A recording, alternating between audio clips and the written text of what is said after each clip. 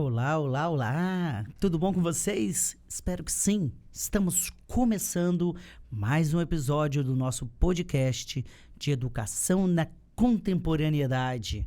Essa aqui, uma série especial sobre o pensamento de Ellen White. Será que ele ainda serve para hoje? Nós estamos aqui discutindo isso e nos nossos estúdios aqui na Rádio NASP, eu, Dr. Rodrigo Folles, professor do mestrado em Educação do NASP, estou com outra professora do mestrado em Educação do NASP, professora doutora Jurani, nossa co-host. Muito bem, amigos, é um prazer e novamente estamos aqui para aprender um pouco mais. E hoje, de forma muito especial, com um aluno do mestrado de Educação aqui do NASP, o Marcelo. E ele vai compartilhar um tema incrível. Mas antes disso, eu gostaria que você se apresentasse. Por favor, Marcelo. Olá, tudo bem para todos? Me chamo Marcelo Matos, estou há quase 20 anos na educação adventista. Hoje eu estou como diretor no Colégio Adventista do Recife e é uma satisfação estar aqui com vocês. E eu aproveito para mandar um abraço para minha esposa, Francis Matos, aos meus chefes também que estão dando a oportunidade de estar aqui. Olha, se o chefe dele estiver ouvindo aqui o podcast, eu já fiquei feliz, hein? Então, chefe do Marcelo, muito bem-vindo. Então, o tema de hoje é muito interessante, muito importante e pouco falado. É o espaço físico da escola. Olha que interessante. Ele influencia a educação, será? E será que existe um espaço ideal? Um espaço físico ideal? Será que existe?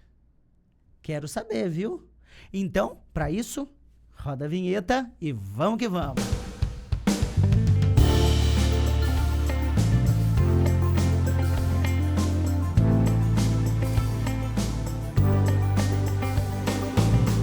Educação Adventista e Mestrado Profissional em Educação do NASP apresentam Educação Integral. Reflexões práticas para a educação de hoje.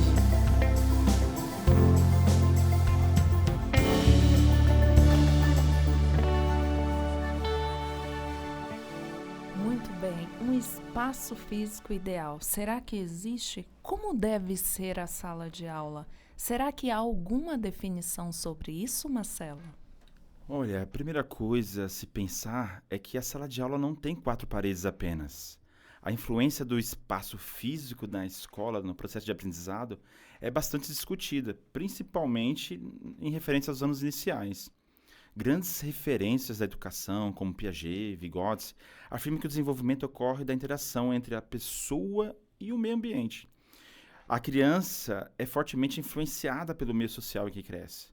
Autores destacam a importância de ambientes que promovam a autonomia, a identidade e aprendizado. Esses espaços devem ser acolhedores, agradáveis, permitindo que a criança brinque, que ela crie, sentindo-se estimulada e independente.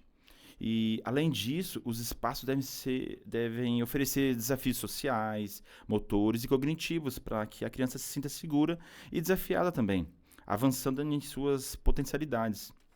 Brincando, a criança se relaciona, experimenta, investiga e amplia seus conhecimentos sobre si mesma e sobre o mundo. E isso nada mais é que aprendizado, desenvolvimento. Então, cabe ao educador planejar o espaço para a criança e com a criança. O educador ele atua como um mediador entre as crianças e os objetos e ambientes que promovem o desenvolvimento.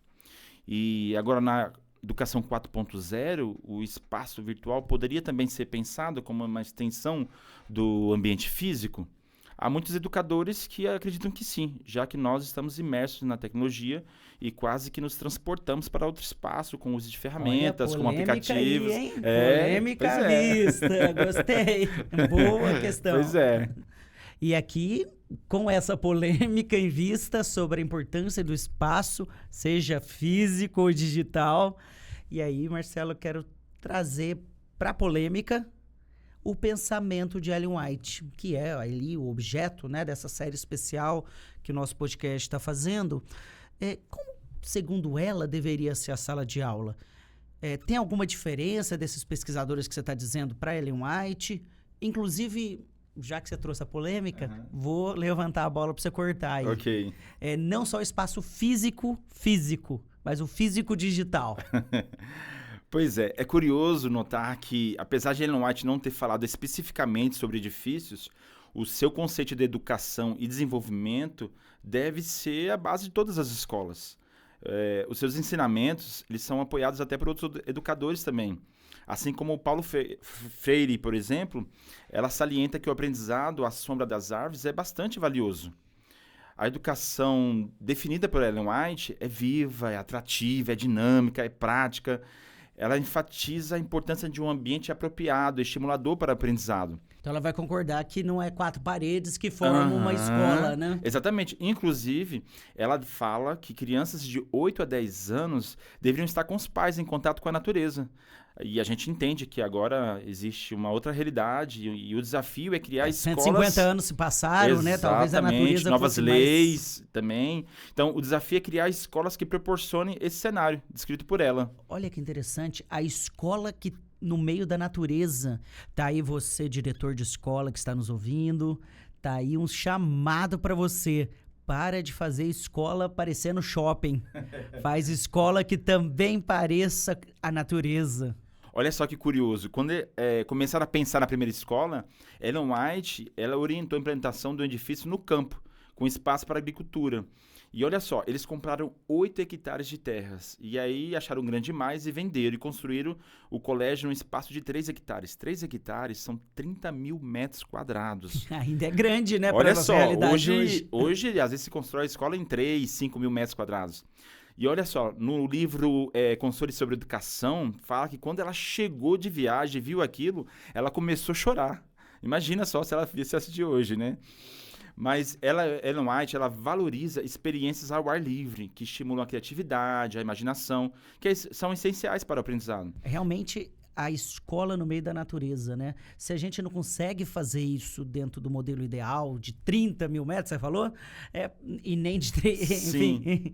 Talvez a gente não possa colocar a natureza de outro jeito, né, professora Jurani? Exatamente. A reflexão que o Marcelo trouxe e você comentou é muito interessante, porque nós temos um grande desafio, que é a questão do espaço físico em grandes cidades. Então, como ter uma escola que proporcione também esse espaço na natureza? De repente, os professores, gestores podem pensar numa possibilidade de colocar em contato esses alunos com a natureza em outro ambiente. Proporcionar, sim, ali na escola, um contato, uma horta, alguma opção nesse sentido. Um animalzinho, né? Mas também colocar esses alunos em contato com a natureza fora da escola, no ambiente excursão, externo, preparar isso, colocar isso no currículo, né? Interessante. Exatamente. Muito boa. Exatamente. A limitação do espaço que as cidades dão não deveria ser desculpa para a natureza não ser colocada no currículo de alguma forma. Exatamente. E pegando o gancho que você falou do espaço digital, né? Ellen White, ela apoiava a implementação de novidades na educação. E ela era ativa contra o tradicionalismo, ela criticava aquele apego nos costumes enraizados ali, né?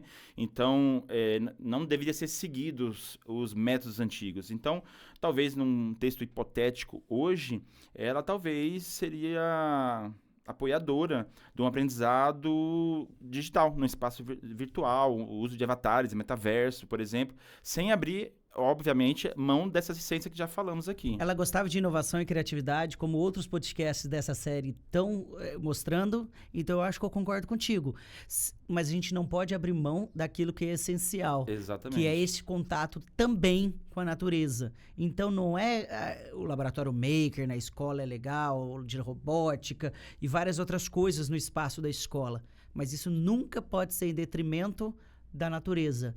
Deveria sempre estar as duas coisas no currículo, a inovação e aquilo que é criado por Deus. Exato. E considerando, então, tantos ensinamentos riquíssimos que Ellen White nos traz, como o professor pode aproveitar isso e colocar na sala de aula, em prática, no ambiente escolar, nesse espaço Boa físico. pergunta, professora. Dá pra gente uma dica bem prática disso, assim, que é praticamente estamos acabando o nosso podcast. Sim. Que dica que você daria para esse professor que está nos ouvindo?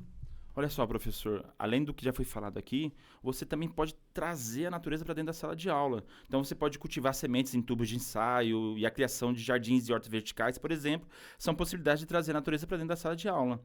E é Independente importante, da sua disciplina, né? independente da disciplina. Então, é importante você olhar o seu planejamento, quem sabe bimestralmente, para ver se você está realmente próximo daquilo que a Enlight pede, que é área verde e espaço para experimentação. Fenomenal, gente, fenomenal. Gostaria de discutir isso mais, porque é um tema que me empolga. A arquitetura, o espaço físico das escolas precisam ser repensadas para a gente alinhar essas duas coisas e não perder isso daí. Então, mas nosso tempo acabou. Agradeço a vocês, muito obrigado. E a você, ouvinte, que você não fique desanimado, tá? Se a sua escola ainda não tenha esses espaços, se você está numa grande cidade. Ao contrário, que aqui você possa sair animado para buscar dia a dia aumentar este processo. Até que talvez, quem sabe, você chega numa escola dessas aí que o Marcelão falou. Opa. Ia ser uma bênção. Amém. Se Deus Então, quiser.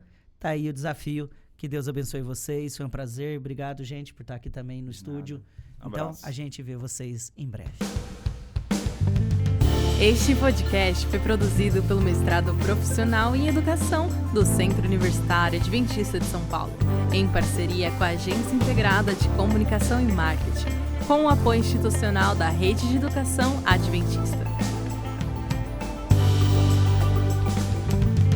Produtora Icon, Ellen Bayer. Operador de áudio, Thiago Bandeira, Marquês Júnior. Editor de áudio, Thiago Bandeira, Samuel Jair. Produtor musical de trilha, Lucas Bispo. Mixagem e finalização, Thiago Bandeira. Supervisão produtora Icon, David Lucas, Malu Oliveira. Coordenação produtora Icon, Letícia Caron. Voz de abertura e fechamento, Yasmin Larissa. Verificação teológica, Dr. Fábio Dário. Apresentação, Dr. Rodrigo Foles, doutora Jurani Rueda.